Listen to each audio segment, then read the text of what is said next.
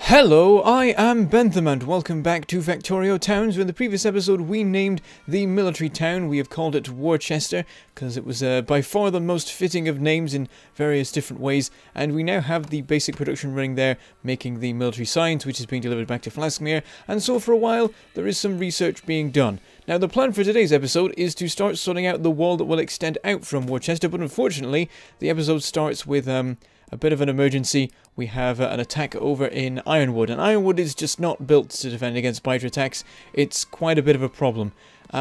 Building a proper defensive system here is going to be quite difficult, because the rule that I set myself for building this particular town is that I can't remove trees unless absolutely necessary. So it's really difficult to build a proper defensive line, and so for the moment I'm just trying to make do by plonking a couple of turrets in and hoping they'll be enough, and so it's a little bit vulnerable right now. That is the problem. For a very long time, pollution didn't get up there. There just wasn't enough of it being generated, but unfortunately, the rest of the county is producing enough pollution that it has overtaken Ironwood and is causing loads of trouble with the biters in that direction, which is not good. And so, unfortunately, we're going to have to visit there fairly often until we can come up with a more permanent solution of probably building another wall out here to stop them even getting to Ironwood in the first place. But first of all, we have to sort out the one in the southeast. As we make our way back down, I start killing some biter bases along here.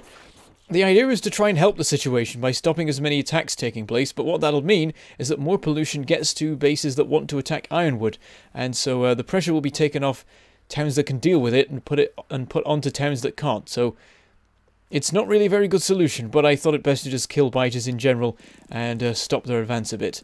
Also, over in Redport, things are not looking good.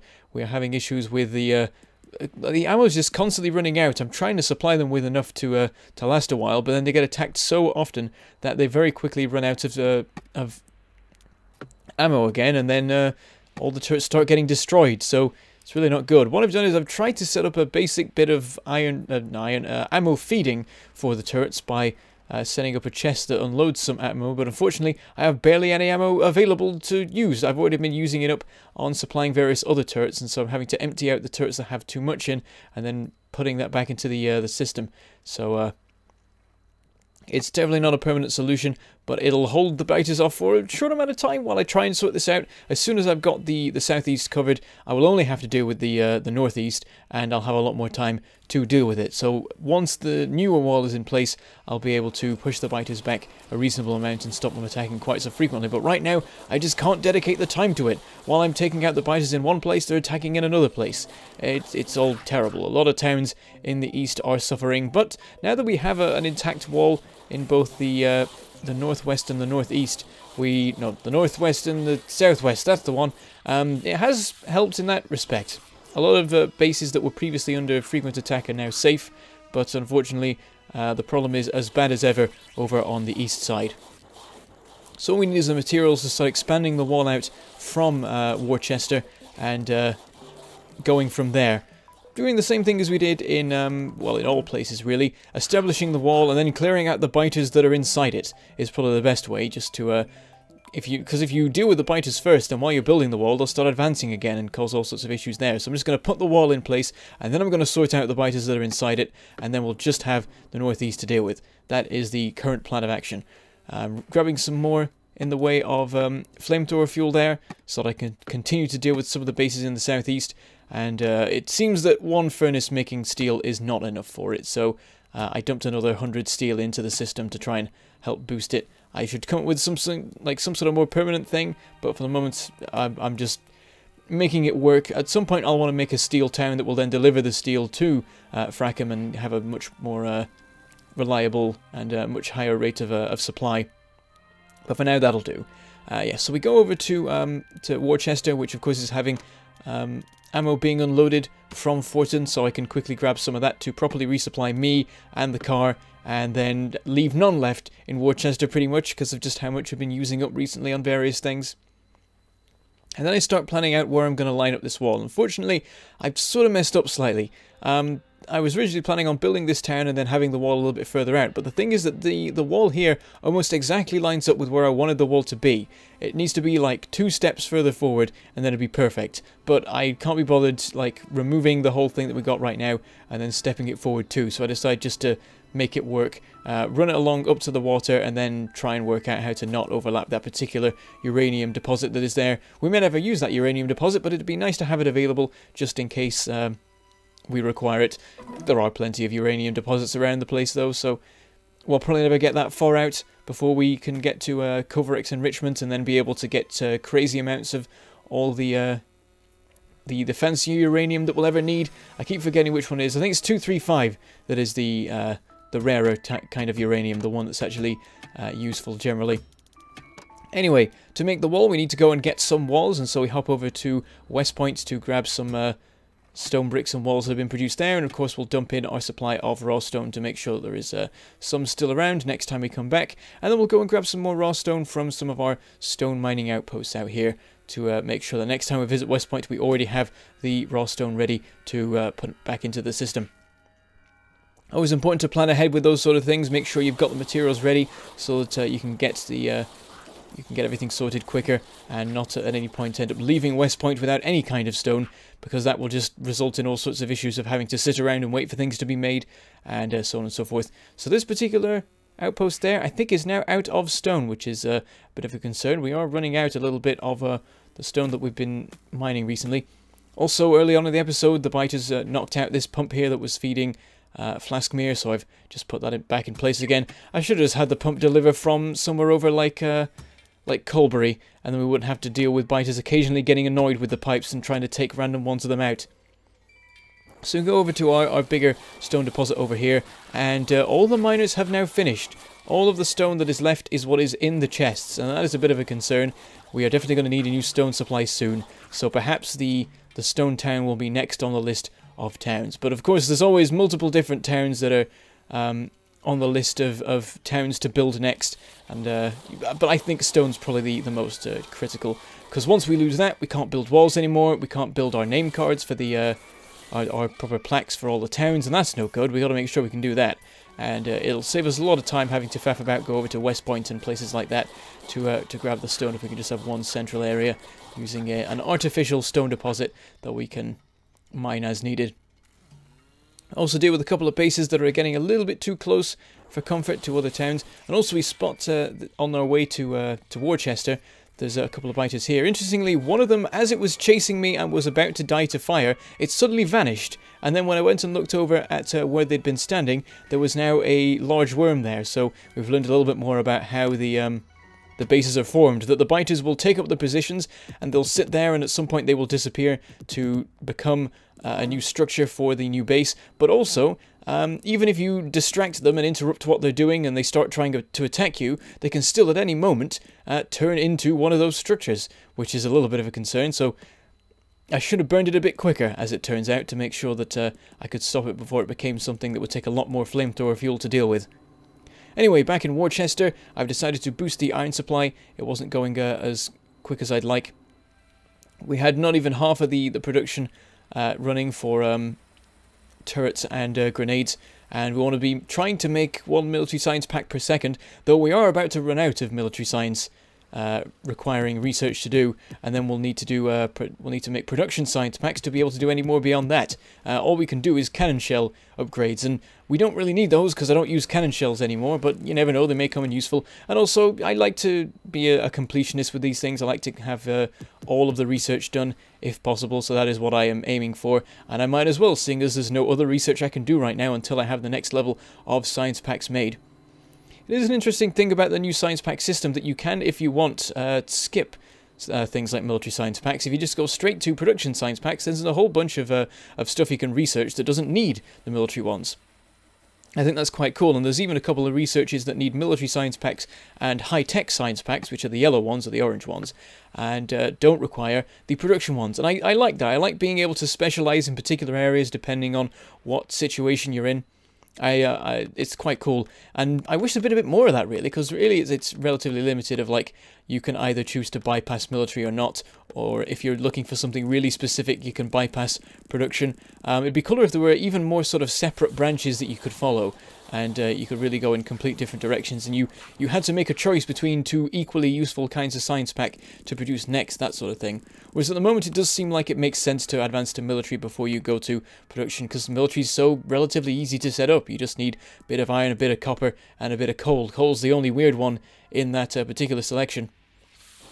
Anyway, now that we're back in Worchester, we have set up a bit more of the wall. Well, I say a bit more of the wall. We've started the wall, and what we've done is we've put in the actual wall pieces, but so far we don't have any turrets or any ammo running down any conveyor belts here. I start crafting some of the requisite materials, but at the moment I don't know if we have a very good stock of turrets to actually start doing this. And also we want to make sure that the belt is properly full of ammo and coal before we start setting it up properly. So I run some conveyor belts back to Worcester so I can start connecting things up. At the moment we only have the ammo here, we don't have the coal sorted yet, but we have coal being mined in Worcester, so it should be easy enough to set that up. However, I noticed that the ammo supply has not replenished from the time that I took a bunch to sort out my own supplies, and it seems that there is not any being delivered to Worcester anymore. And when I go look at Fortin, I discover why. The copper supply is finally out. It's been running for a very long time, and so it was really useful for just not needing to sort out a copper town, but it has finally run out, and luckily in the meantime we have set up a copper town, partially to get ready for that and partially just for other things that require copper. And so I'll have to make sure to get a train running over to Fortin to deliver the copper, and I think I just do that remotely. Always a nice thing that you can just remotely send a train to a new location. You don't have to mess about actually going from A to B to set things up. But we will have to go over to Fortin to actually put the various inserters and things in place to unload the copper from the train and have it sent to the production areas for the ammo. So we'll have to go over there, and until then, the train that is currently running there from Forgedale isn't actually doing anything. And yeah, so far I'm just using the one Forgedale train, and every time I build a new town that needs copper, I'm just having that divert to another location. At some point that's going to stop working, because we're going to end up going through too many towns, and we're going to end up not having any copper left by the time we get to, say, the final one, which is no good. So I should probably set up a second copper train, and then have one of them delivered to Chipton, and then the other one delivered to everywhere else, because Chipton is obviously going to need a very large volume of copper relative to any other locations.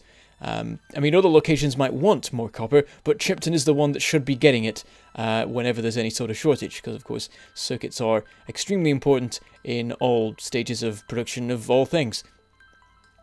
So we start setting up the blueprints to put in along the wall to see where we have to put in the turrets, and then we can go and grab some turrets from Worcester and start working on that. I did set up a chest to siphon off half of the turrets produced there. It's not a very good way of doing it. It means that they're not getting to the military science packs, but that's fine because military science is about to finish anyway, and also if we had it all run into military science packs first, then we would never actually get any going into the chests. And there we go, we have completely finished all research that uses red, green, blue and military science, and so next we want to be looking at production science packs before we can continue with anything. And in the meantime, I have queued up the next research I would like to do, and that is nuclear fuel reprocessing, which will allow us to turn the spent nuclear fuel canisters to make uranium-238. If that's the not useful one. It makes the not useful one, so it's not an amazingly important thing, but otherwise you just end up building up a supply of empty casings that are useless. Might as well make use of that, turn them back into something vaguely useful, and then at some point we'll be able to turn those into uranium-235 using the Covrex enrichment process. Yeah, that was a problem that we had, I think, at the end of last episode, maybe, or maybe earlier on than that, where I'd forgotten to sort out the unloading system for the spent casings, and so they were just filling up in the reactor, and then once they filled up, the reactor shut down, and then we had some major power issues. And at the moment, I don't think I'm having any new fuel cells being made and sent into the reactor, which is not a good way of doing it, because at some point they'll run out and the reactor will shut down, but it's easier than having a bunch be wasted when we might want to use it for the Covrex enrichment. I forget if I have done that or not, but whatever.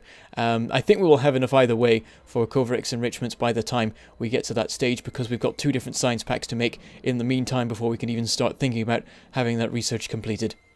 Anyway, we've made our way up to Fortin, and we've sorted out the unloading of the copper from the train. This is the last stop in its timetable before it goes back to Forgedale, and so I've got some stack filter inserters unloading basically all the remaining copper that there is, and hopefully that should be enough to keep the system running nicely. looks like the next thing to, like, if we want to make any more ammo than we're currently making, we'll need more throughput, it seems. It seems like the copper's barely getting to the end of the line, and it seems like the final assembler in the line is not quite running at full speed all the time. So ratio is about right for the moment. If we want to be making more ammo in the future, then we'll have to do something about that. But for the moment, I'm hoping that that is fine. And soon enough, the train should start delivering ammo once again to Worchester, and then we'll be able to supply all the turrets along the wall with them. And seeing as we use the copper train to get here, I use it to go back to Forgedale. I can have a quick check up on Forgedale before we continue on to Worchester, and I do a little bit of tweaking with the all the miners. They are slowly running down, but they should last a good long while yet, and there's definitely more of them than are needed right now, but it's definitely something worth keeping an eye on. There's a lot of other copper outposts around the place that we can make use of in the future, so that should all be no problem whatsoever. And we get back to Worcester, where things are running a lot better in terms of iron now. In fact, the problem is copper. Copper was sort of on the edge of not being supplied quick enough as it was. And when I parked the copper train in Fortin to sort out the unloading, it ended up that the copper supply over in Worcester ran out entirely, and it might take a while for it to be properly replenished again. So in the meantime, the iron supply is built up, which is nice. And of course, we've also doubled that up, so it is fairly easy for it to build up at this stage, but I think it still isn't quite enough for the system to run at full pelt. But of course now, the military science has stopped being done. Those science packs will build up over in Flaskmere, then they'll build up in the train, then they'll build up in the loading area, and then eventually all the assemblers over here will shut down because they won't have any science packs to make anymore. And at that point we'll suddenly have loads of production available for making grenades and turrets that will just be able to be loaded into chests and things without any sort of problem there. And I'll probably stick some filter inserters on the end of the line after the part where it supplies these science packs, and then it can build up a nice supply whenever there's a bit of downtime with military science, which should be relatively often because there's a lot of science that doesn't use the military science packs. So that should work pretty well. And we have been able to plunder some of these supplies that we've been building up to put all these turrets in place. And so we now have the northern section of this wall set up. It is a relatively small section. The rest is going to be significantly longer than this, like 3 or 4 times.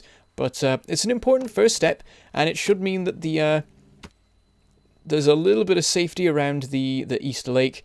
There might not be quite so many attacks on... In fact, there shouldn't be any attacks on Forgedale anymore, apart from the occasional one from the north of Forgedale, because the biters are still advancing around from the northeast.